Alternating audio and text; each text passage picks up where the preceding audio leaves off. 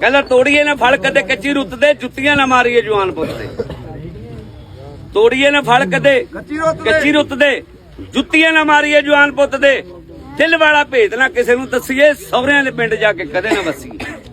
ਇਹ ਸਿਆਣੇ ਬੰਦੇ ਕਿਸੇ ਗੱਲ ਤੋਂ ਮਨਾ ਕਰਦੇ ਹੁੰਦੇ ਸੀ, ਹੁਣ ਵਾਲੇ 2-2 ਮਹੀਨੇ ਨਹੀਂ ਮੁੜਦੇ।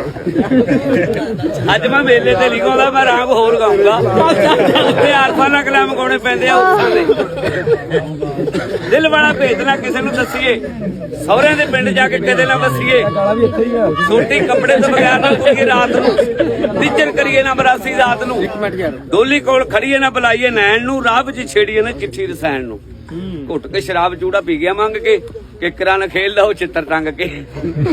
ਸਜਦੀ ਸ਼ਰਾਬ ਜੱਟਾਂ ਜ਼ਿਮੀਂਦਾਰਾਂ ਨੂੰ, ਵੇਚ ਕੇ ਜ਼ਮੀਨਾਂ ਕਰਦੇ ਬਹਾਰਾਂ ਨੂੰ। ਕਿਕਰਾਂ ਨੂੰ ਬੇਰ ਬੇਰੀਆਂ ਨੂੰ ਅੰਬ ਜੀ, ਉਡੂਗਾ ਜ਼ਮਾਨਾ ਲਾ ਕੇ ਖੰਭ ਜੀ। ਕਾਲੀ ਭੂਰੀ ਲੋਈ ਤੇ ਚਟਿਆਈ ਆਊਗੀ, ਰੰਨ ਕਰੂ ਗਿਆਨ ਭੇਡ ਗੰਗਾ ਨਾ ਆਊਗੀ।